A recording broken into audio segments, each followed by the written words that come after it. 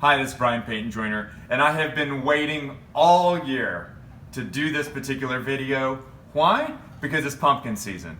And you go to the grocery store and you can find pumpkin everything. Here's a few of the things that I find I'm going to share with you today. We have pumpkin snacks. We're going to look at a quick pumpkin appetizer. I'm going to show you how to do a first course dish that you can do easily at home. The main cooking part, I'm going to do a pumpkin ravioli with a pumpkin sauce. And then finally, we'll even talk about pumpkin dessert. So it's gonna be a fantastic show today because it's all about pumpkin. Now, the first thing we're gonna start off with are some snacks. And some of the things that I picked up are like these Planters limited edition. And one of the things about pumpkin is it's always limited edition. So if you see something pumpkin, you better grab it immediately. These are nice almonds. Good for you, not too much sugar that I taste. So we're only talking about maybe 5 grams of sugar. Very good flavor, pumpkin flavor, not overwhelming. These are really nice things just if you want to have a little snack. Almonds are really fantastic. These Kind bars, these again have 5 grams of sugar. Really easy to go, about 150 calories. Again, more pumpkin. So these are just a couple snack ideas that you have. New thing that I discovered this week, even putting pumpkin in tortilla chips. And that's the first quick little recipe thing we're gonna try today. It's gonna be pumpkin with, can you believe it, pumpkin salsa. So the first thing we're gonna do is just have something very simple. We're gonna try this salsa. Now this salsa is, like I said, it has pumpkin in it. It also has tomatoes, and so it's made like sort of a traditional salsa. You can see it's pretty chunky. So they have a little bit of pumpkin puree and a little bit of the pumpkin seed in them. So we're gonna try these pumpkin chips. Like I said, it's mainly corn flour, but they do have a little bit of pumpkin puree and things in them with this pumpkin salsa. Okay, the first thing that hits me is this salsa has a really nice acidity. And I get on the back palate a little bit of that sort of smoky fall flavors that you'd want. It's a little bit spicy too, which is nice. And then I think that the pumpkin spice comes through in the chips. So this is kind of a reimagination of chips and salsa, but it's something that's perfect for fall. The other thing that we're gonna try is we're gonna make a little pumpkin spread. What I'm gonna do is I'm gonna take just a little bit of plain goat cheese. And when I first tried this salsa, I noticed that it wasn't quite as acidic as like a normal salsa. Because the pumpkin's the first ingredient, pumpkin's not that acidic, then it really sort of cuts like what would normally be more acidic from like a tomato salsa. And it doesn't really have any vinegar in it. So the thing we're gonna do is just take this little log of goat cheese here, very simple, and we're just gonna put it in a little ramekin as such. And then I'm just gonna take this pumpkin salsa and I'm just gonna put it on there like that. So again, super easy. We have a goat cheese and pumpkin spread that we're gonna try with some of these pumpkin Triscuits. Now, you wanna be careful when you're dealing with crackers. Like for instance, I have a father-in-law who's allergic to MSG and a lot of other things, and always check the ingredients when you're looking at crackers, because you never know, quite honestly, what may be in there. I check these. This is just flour and things that, you know, he's not going to be allergic to. Let's have a little knife. I'm going to try this little bit of goat cheese and pumpkin salsa on a pumpkin Triscuit.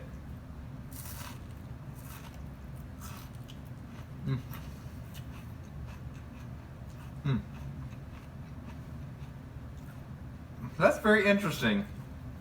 And that's not the best word to use when you're talking about cooking normally. I think what happened there is that the goat cheese has a sour note to it.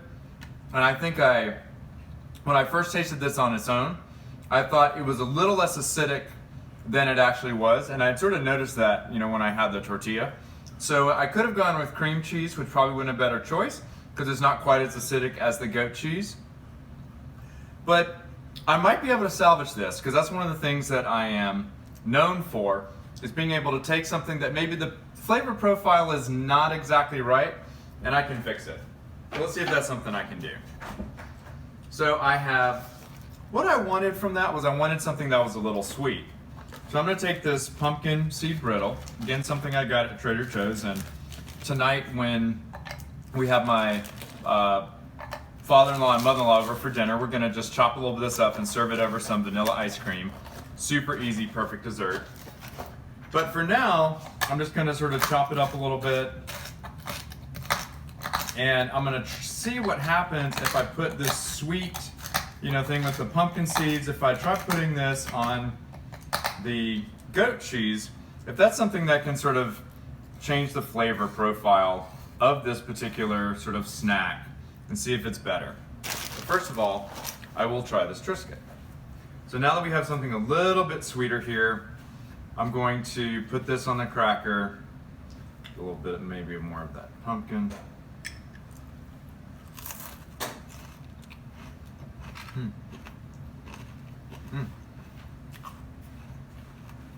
Wow. Now that time, because I'd added that sweetness and you have the crunchiness from that brittle, that's actually really good. Because one of the things that is, I always believe every dish should have, that I'll have a little something sweet, salty, sour, and bitter.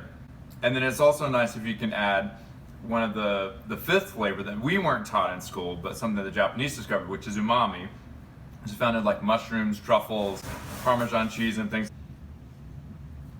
I think it's something that is an experiment, had a little misstep, but I fixed it. And this is something that you can put out for friends and they'll very much enjoy it because it's got an interesting flavor, but now it's interesting in a good way.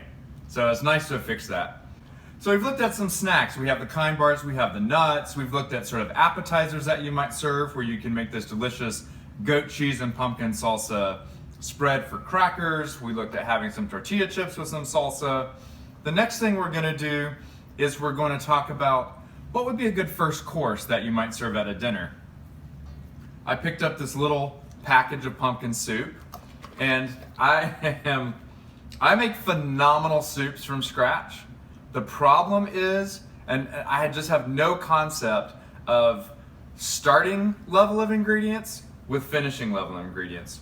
Because if I were to start out trying to make pumpkin soup, I'd probably start with this mound of things, and I'd end up with like maybe enough to fill this, and that would be like for 4 people.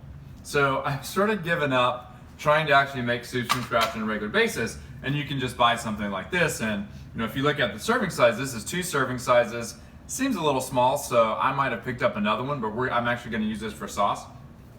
But if you start with like a soup base like this, the key is gonna be to garnish it with something that's gonna be interesting. Now imagine the soup is gonna be creamy, it's gonna have a little bit of sweetness. So go back to my taste I was talking about, sweet, sour, salted, bitter, umami. You might wanna throw in some creme fraiche, which is sort of like sour cream, but not quite as acidic. You could even try it with a little bit of the finely chopped pumpkin seed brittle. You could put some toasted hazelnuts on it. You could put some chives. So just really fascinating different types of garnishes that you might come up with if you were just gonna take this box of soup and just really elevate it to the next level. So now we have talked about snacks, appetizers, first course. We are on to the main course.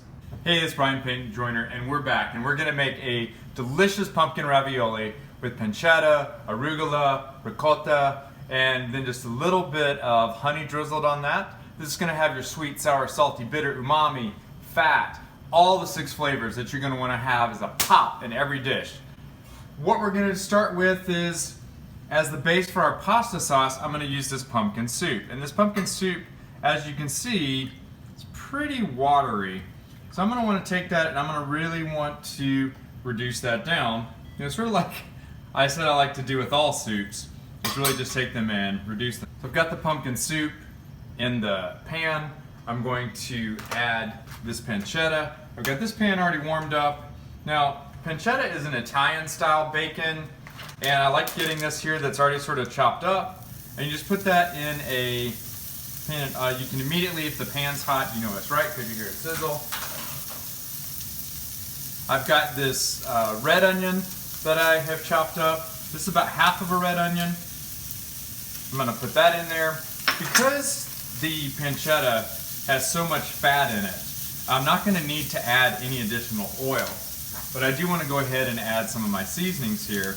And what I'm gonna add is just a basic Italian seasoning, oregano, parsley, basil, probably a little thyme. I'm gonna add that in there. Oh my God, that already starts to smell amazing, and I just just threw it in there. When you have people over for dinner, anytime you're going to saute garlic, onion, you're gonna get this amazing waft of aroma throughout the house.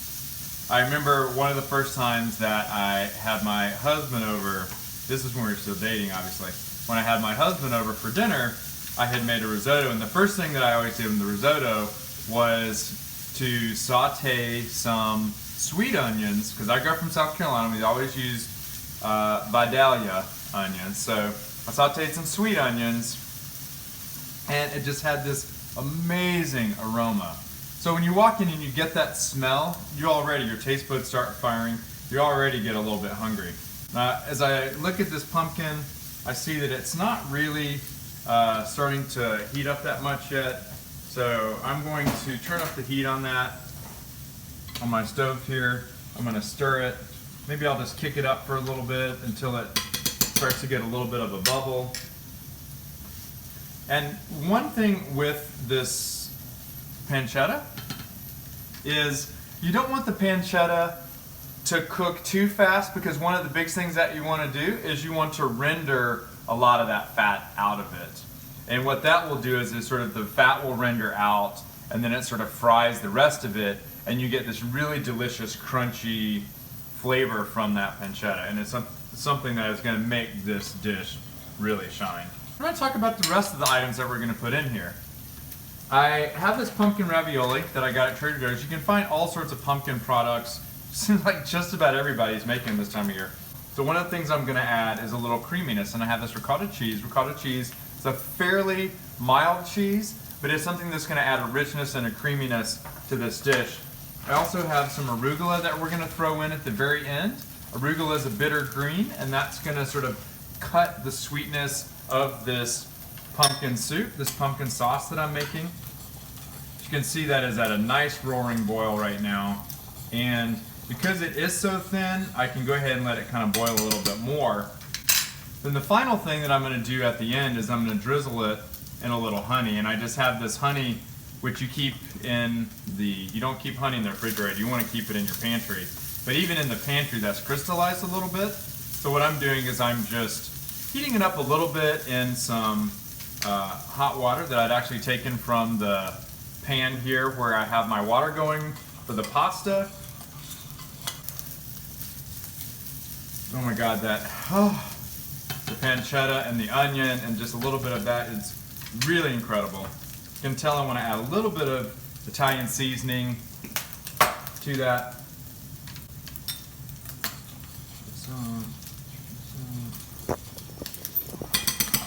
Okay, that's ready to go at any time.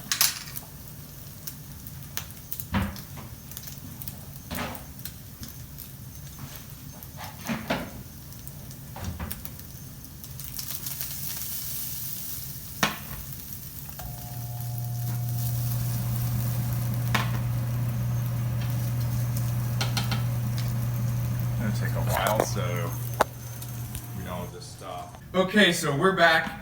As you can see, this is very nice and toasty.